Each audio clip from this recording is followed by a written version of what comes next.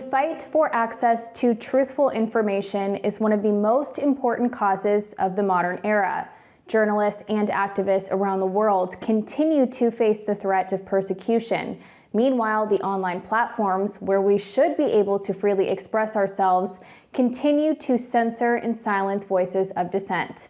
I'm journalist Taylor Hudak reporting for Activism Munich, and in this two-part series, we will focus on the state of free speech, press freedom, and social media censorship, covering the latest stories from around the world focused on this central theme.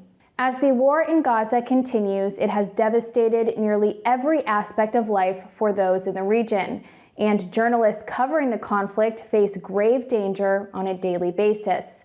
American journalist for The Gray Zone Jeremy Loffredo, who was providing on-the-ground coverage of the war, was arrested on October 8th after being stopped at a checkpoint in the northern West Bank with 3 other journalists. Jeremy and the others were searched and their devices were confiscated and hacked. After an hour at the checkpoint, Jeremy was informed he was being arrested and was then transported to a police station while blindfolded and handcuffed. There, he was subjected to more police interrogation.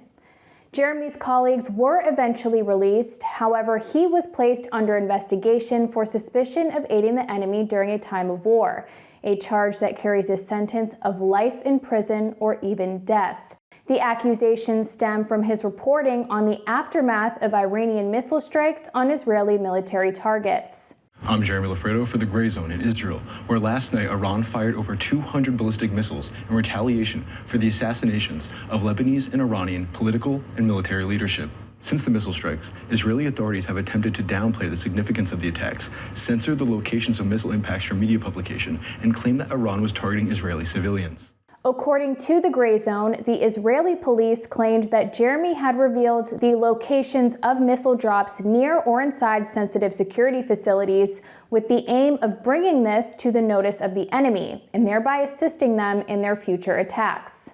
After being interrogated by police, Jeremy was taken to a prison compound and detained for 3 days in solitary confinement with little food and water. During his several-day detention, human rights groups, including the Courage Foundation, Freedom of the Press Foundation, and Defending Rights in Dissent, called on the U.S. Embassy in Jerusalem to advocate for Jeremy as a U.S. citizen and a journalist. In a letter to the embassy, it stated, Jeremy Loffredo's actions were well within the standard realm of journalism and would have been protected by the First Amendment in the United States. Israel has imposed an anti-democratic regime of military censorship on Israeli and international journalists. After a series of brief court hearings during Jeremy's detention, things took a turn when an Israeli journalist testified that his report covering Jeremy's case, which was approved by the Israeli military censor, included Jeremy's video for which he was under investigation. On October 11th, a Jerusalem district court judge ordered Jeremy's release due to this admission and given that the information Jeremy reported on was also widely covered in other media. However, the same judge allowed police to continue their investigation until October 20th. During this time, Jeremy was ordered to stay in the country and his passport and devices were withheld. Investigators continued to interrogate him several times and conducted a digital strip search of his devices. Jeremy was eventually able to leave Israel and return home to the United States. And since then, he has appeared on a live stream on The Gray Zone and shared more details about his arrest, his detainment, and treatment by Israeli authorities. After maybe an hour of sitting on the ground in the sun outside of this military checkpoint in Nablus, they point to me, they say, Loffredo, come here. I get up, I say, what's happening? They say, you're being arrested.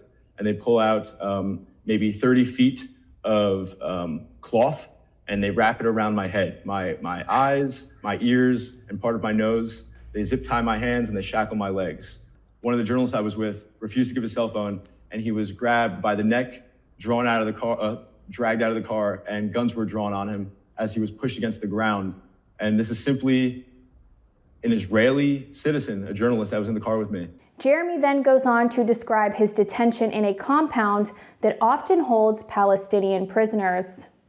I was given 1 cup of chocolate pudding over the course of 3 days. That was all the food I was given. and I was given maybe 1 or 2 tiny little plastic cups of water during the 3 days. I would ask for more water. They would act like they did not hear me. I would ask for water, and then they would just say no. I would ask sometimes just the time. I would ask a guard what time it was because I was totally unaware of what time of day it even was, because time was passing in such a strange way in solitary confinement. So you may be left to wonder, where was the United States during all of this? And what was being done to help an American journalist who was imprisoned in a foreign country for his reporting? The embassy apparently sent a social worker to check on me. The U.S. Embassy. Yes. Her first question was, why did you hurt Israel? You hurt Israel. And I was like, this is the person who's here to check on me is berating me because she's seeing my paper outside my cell that I gave information to the enemy during wartime. So the social worker, who was apparently Israeli but sent by the embassy to check on me, is treating me like a terrorist, did not offer me any food, did not offer me any water, only asked why I hurt Israel and if I love Israel. Jeremy confirmed that this was the only so-called assistance that he received from the U.S. Embassy. And even as he was leaving Israel, he was subjected to more interrogations at the airport, but was eventually able to return to the U.S. In a statement posted to X about Jeremy's arrest, Max Blumenthal said, "Jeremy's persecution for publishing factual journalism reflects the paranoid attitude of an Israeli state that is ruthlessly repressing critical reporting in the occupied West Bank and besieged Gaza Strip, where it has killed more than 120 Palestinian journalists in just over a year, making it the deadliest conflict for media professionals in the 21st century." In addition to American journalist Jeremy Loffredo, journalists in the UK, Australia, and elsewhere have also faced serious retaliation for their online posts. British journalists Richard Medhurst, Asa Winstanley, and Sarah Wilkerson have been subjected to intimidation, including raids and interrogation, under the UK's anti-terrorism laws for their online speech about the war in Gaza. And in Australia, former SBS broadcaster and journalist Mary Kostakidis faces charges for her online posts about the war in Gaza as well. The Zionist Federation of Australia filed a complaint with the Human Rights Commission against her, and she was then charged under Section 18C of Australia's Racial Discrimination Act. In a recent piece authored by the Australian journalist, she elaborated that the complaint against her is based on a post of a speech by Nasrallah, the now assassinated former head of Hezbollah. Her post included a comment pointing to the threat of escalation of violence and that Nasrallah's threats were mirroring Netanyahu's actions toward Palestinians, and that Netanyahu has started something he may not be able to finish. In Mary's article, she goes on to state that in Australia, there is no constitutional or legislated protection for free speech. The 18C hate speech provision of the Racial Discrimination Act made insult and offense a test for breach of the law. Therefore, for the alleged offense and hurt that may be caused by Mary's online post, she says she may be forced to embark on a legal process that will likely go all the way to Australia's highest court. Now taking a look at the crackdown on the social media platforms and their owners. During the past several months, bold accusations against the various platforms point to a common trend in the regulation of the social media space. And we will in fact touch on this theme in a greater depth in part 2. But first, let's examine 3 specific cases involving social media censorship, starting with Telegram. The popular messaging app Telegram is under an ongoing investigation by French authorities following the arrest of the platform's CEO Pavel Durov on August 24th this year. Durov was arrested and detained by French police after arriving at Le Bourget Airport outside Paris. The arrest comes in the context of a judicial investigation which was opened on July 8th. According to a press release from the Paris Public Prosecutor's Office, the investigation was on several charges related to complicity to enable illegal transactions online, refusal to communicate with authorities' requests, complicity to distribute abuse material, charges related to cryptology, and more. After being taken into custody, Durov was held for 4 days for questioning. He was eventually released on August 28th on €5 million bail. He was indicted on 6 charges related to criminal activity on the Telegram app and was ordered to stay in the country. According to a French administrative document that was made exclusively available to Politico, it stated that the arrest warrants were issued after the messaging platform gave no answer to an earlier judicial request to identify a Telegram user.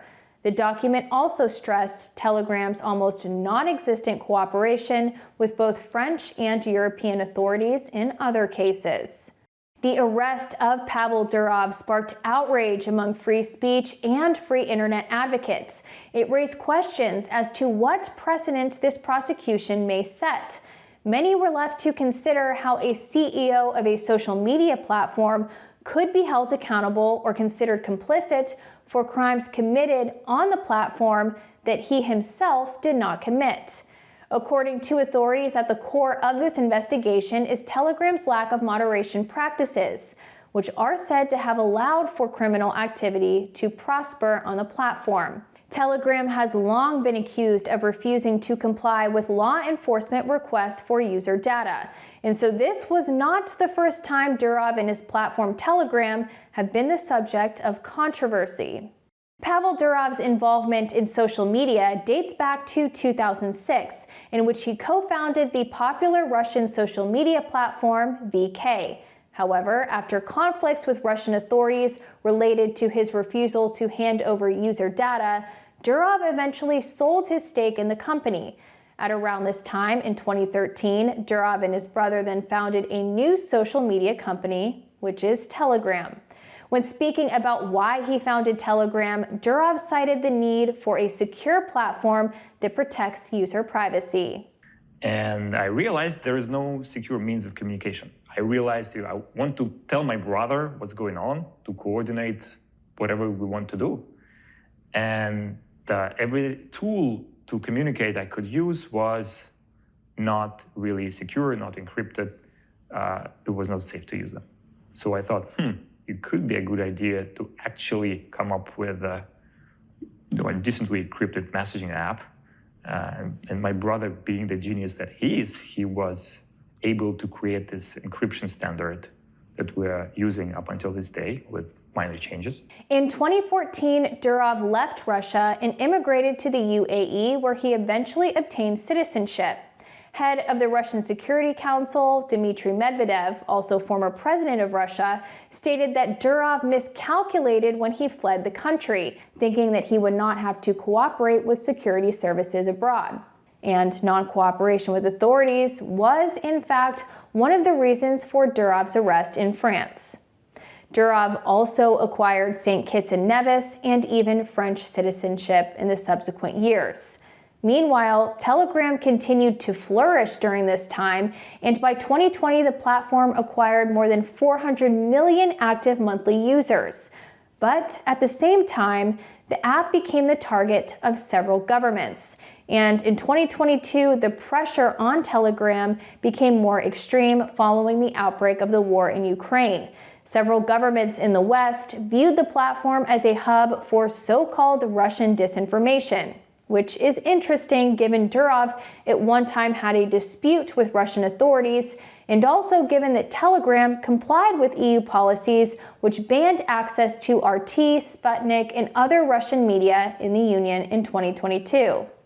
During the past 2 years, a series of restrictions and bans were placed on the platform in specific EU member states or Schengen countries. In March 2023, the Norwegian Justice Ministry banned government employees from downloading or installing the Telegram app on their work devices, citing the platform's Russian origins. 1 year later, in March 2024, a Spanish court ordered the country's mobile providers block access to Telegram to investigate copyright violation claims. However, the ruling was eventually overturned. And in the Netherlands, just days before Durov's arrest, the municipality of Amsterdam issued a ban on the app on city employees' work phones due to security concerns. Several weeks after Durov's arrest and release from custody, Telegram announced it was making a series of changes to its privacy policy and terms of service to deter criminal activity on the platform. In a statement posted by Pavel Durov's official Telegram channel on September 23rd, he announced a dedicated team of moderators, leveraging AI, has made Telegram search much safer. All the problematic content we identified in search is no longer accessible. Additionally, the post included that the IP addresses and phone numbers of users who violate the rules will be provided to the relevant authorities in response to valid legal requests. On October 2nd, Durov issued another statement on his account to clarify misconceptions about this previous post, highlighting changes to the platform. It states in part, "To reduce confusion, last week we streamlined and unified our privacy policy across different countries, but our core principles have not changed. We've always strived to comply with relevant local laws, as they didn't go against our values of freedom and privacy." Durov goes on to assure that Telegram was built to protect activists and ordinary people from corrupt governments and corporations. "We do not allow criminals to abuse our platform or evade justice." The investigation into Durov is still ongoing in France, and it is important to note that investigations in France do not necessarily imply guilt or innocence and may last years before heading to trial or concluding. But the arrest of Durov in late August seems to have had a ripple effect. In mid-October, the Dutch public prosecutor and police announced they are investigating Telegram's lack of cooperation with law enforcement requests to remove certain content. And while the matter involving Telegram continues to develop, this entire case has really raised questions about the fate of other popular social media platforms. Take, for instance, X, formerly Twitter, which has had trouble of its own in Brazil. From August 31st to October 8th this year, X was banned in Brazil for failure to comply with court orders and for refusing to appoint a Brazilian representative of the company. An August 30th court order issued by Justice Alexander de Moraes required the immediate suspension of X until the platform complied with all court orders, including the payment of all fines and the appointment of a representative of the company. However, the restrictions did not just apply to the platform itself. Brazilian-based journalist Glenn Greenwald said of the ban, "The most shocking part is how Brazil's authoritarian censorship judge, Alexander de Moraes, also invented a new law that fines anyone using a VPN to access X $10,000 per day." So this meant that any individual or company that was accessing the X platform through a VPN would be fined 50,000 Brazilian reais daily, or 8,000 euros. Following the ban, Musk posted to X stating that Brazil was shutting down the #1 source for truth, and the oppressive regime in Brazil is so afraid of the people learning the truth that they will bankrupt anyone who tries. For several months, Musk had been battling with Justice Moraes, who issued the order to ban the platform in late August. In April, Musk was ordered by Moraes to remove accounts which were the subject of an investigation for spreading disinformation related to the 2022 Brazilian election. Musk refused to comply with the order and then was also included in that investigation. Brazilian authorities have also accused X of allowing the spread of disinformation, claiming that content shared on the platform was in part responsible for the January 2023 riots. On August 17th, shortly before the ban, Musk announced X was closing its headquarters in Brazil due to these unreasonable censorship demands. However, the platform still remained accessible in the country, but was without a legal representative. And Musk was not hesitant to share his views on his ongoing disputes in Brazil, and even referred to Justice Moraes as a dictator. In another post, he said, "No question that Moraes needs to leave. Having a justice who repeatedly and egregiously violates the law is no justice at all." However, things started to change in September as X began to comply with the court orders and paid a 28 million reais fine, which is about 4.5 million euros. The platform appointed a Brazilian representative of the company and blocked the accounts accused of breaking Brazilian law. As a result, on October 8th, Brazil's Supreme Court lifted the ban on X and authorized the immediate return of the platform's activities in the country. Brazil's telecom watchdog, Anatel, was ordered to ensure service to the platform resumed within 24 hours of the decision. And as of today, the platform is fully accessible in Brazil. According to a statement from the STF, which is the Federal Supreme Court of Brazil, the minister highlighted that the return of activities was conditioned solely on full compliance with Brazilian legislation and absolute compliance with the decisions of the judiciary in respect for national sovereignty. In response to the platform being reinstated, X's global government affairs account posted, "X is proud to return to Brazil. We will continue to defend freedom of speech within the boundaries of the law everywhere we operate." However, journalist Glenn Greenwald warned that X being reinstated in Brazil was not a win for free speech. He said that X was forced to comply with every demand in order to return its operations in the country, and that this is actually a victory for the authoritarian censors. And now looking at the United States, the popular video sharing app TikTok is also facing a potential ban. For the past 2 years, TikTok has been under intense scrutiny from U.S. politicians on both sides of the political spectrum. But the situation has intensified this year as the Department of Justice and TikTok are in a legal battle after TikTok and its parent company ByteDance sued the U.S. government over a new law signed in April by President Joe Biden. The new divestiture law requires TikTok's parent company ByteDance to sell TikTok, or the platform will face a nationwide ban. On March 5th this year, 2 members of the House Select Committee on the Chinese Communist Party introduced the bill Protecting Americans from Foreign Adversary-Controlled Applications Act. According to a press release, the bill prevents App Store availability for web hosting services in the U.S. for ByteDance-controlled applications, including TikTok, unless the application severs ties to entities like ByteDance that are subject to control of a foreign adversary. Now, to be clear, ByteDance, which owns TikTok, is a Chinese company. The press release goes on to state, the bill creates a process for the president to designate certain specifically defined social media applications that are subject to the control of a foreign adversary per Title 10 and pose a national security risk. Therefore, such applications will be prohibited from the app stores and web hosting services in the U.S. unless they are sold off to entities that are not subject to the control of a foreign adversary.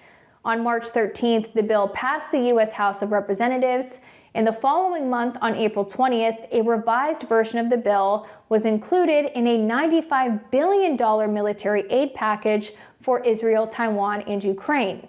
The official reason for including the bill in this foreign aid package was to expedite its implementation.